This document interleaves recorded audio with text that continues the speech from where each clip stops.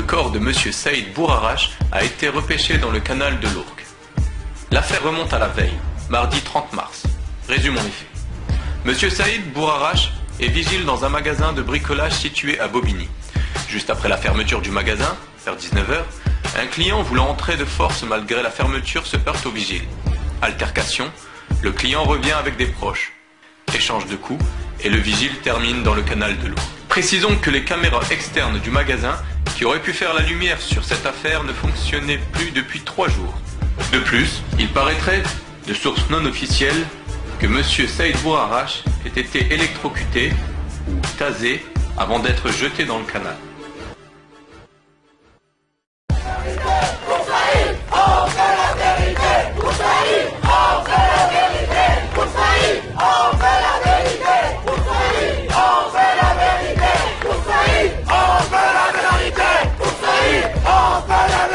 L'appartenance communautaire des agresseurs explique immédiatement le peu de retombées médiatiques que cette affaire a provoqué.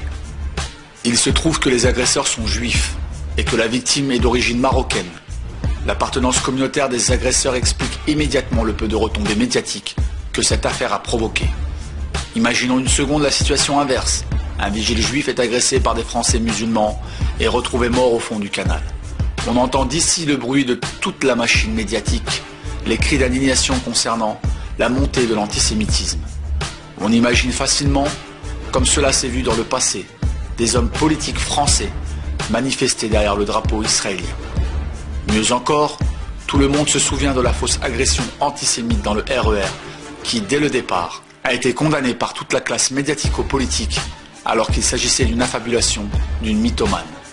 Ainsi donc en France, toute injure, toute altercation avec un juif est obligatoirement un acte antisémite et toute la France, au garde à vous, doit culpabiliser avant d'aller manifester derrière le drapeau israélien. Nous on est ici parce qu'il y a 5 juifs qui l'ont tué et vous avez jamais dit à la télé que c'était 5 juifs. Vous avez jamais dit que c'était 5 juifs. Voilà, pour Ida Lalini, ils en ont parlé pendant 2 ans.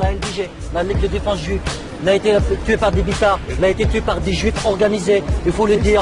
Moi je vais le dire, moi j'ai pas peur de Sarkozy, j'ai peur de personne, je vais le dire. On en a marre. Parce que imaginez-vous le contraire.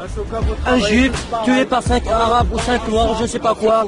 Le ciel va nous tomber dessus. La télé va pas arrêter de parler. Je vais le dire. Je vais le dire. Ah bah oui, mais je parle de personne. Hein. Bah oui. Quand il s'agit d'un Français d'origine maghrébine, africaine ou autre, qui est agressé par des membres de la communauté juive, on nous demande dès le départ et avec insistance de n'y voir aucun racisme.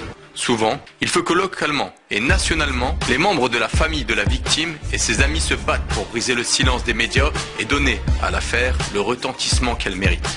Nous avons encore en mémoire l'affaire Fofana et l'instrumentalisation que les sionistes en ont faite.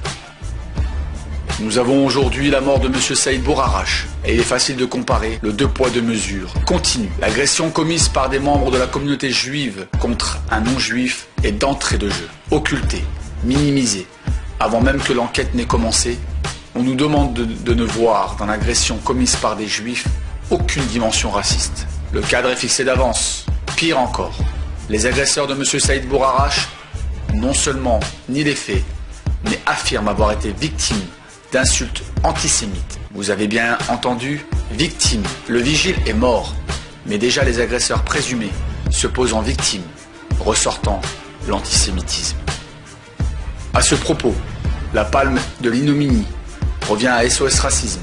Ces antiracistes, institutionnels et grassement subventionnés, s'empressent d'ajouter, à propos des prétendues insultes antisémites, en tout état de cause, sur ce dernier point, SOS Racisme entend rappeler que rien ne saurait justifier un éventuel homicide. Quelle prudence dans le langage quand les agresseurs sont juifs. Quelle façon également de laisser entendre que face à d'éventuelles insultes antisémites, il n'y a pas que l'homicide. En effet, nous connaissons tous l'arsenal en place pour réprimer le prétendu antisémitisme de la société française pour le plus grand profit du lobby sioniste en France. Normalement, toutes les associations musulmanes et humaines qui défendent, qui croient à la liberté de la personne ici en France, elles doivent se mobiliser. Parce que c'est arrivé à Saïd, ça peut arriver à n'importe qui, à mes enfants, à vos enfants, à les enfants de tout le monde.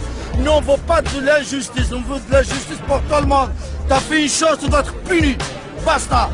Si l'on souhaite que cette affaire aille jusqu'au bout, il faut que les intéressés, non seulement les proches de la victime, mais tous ceux qui ne supportent plus la domination et l'insolence sioniste en France, fassent preuve de la plus grande vigilance. Il ne faut pas que les responsabilités soient diluées, avant d'être étouffées, sous prétexte d'éviter des conflits intercommunautaires.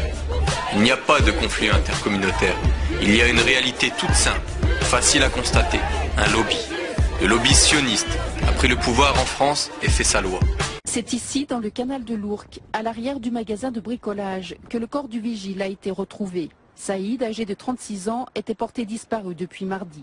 Ce soir-là, vers 19h30, à l'heure de la fermeture, le maître chien refuse l'accès à un couple. Ce dernier appelle des amis en renfort. Le ton monte, s'ensuit une altercation avec le vigile, des insultes, bousculades et des échanges de coups. Très rapidement, 6 personnes de confession juive, âgées de 19 à 27 ans, sont interpellées. Cette découverte macabre à Bobigny, en région parisienne. Le corps d'un vigile vient d'être retrouvé dans un canal. L'homme était porté disparu depuis hier soir, après une altercation avec des clients du magasin dont il assurait la sécurité. 6 personnes. 6 personnes de confession juive.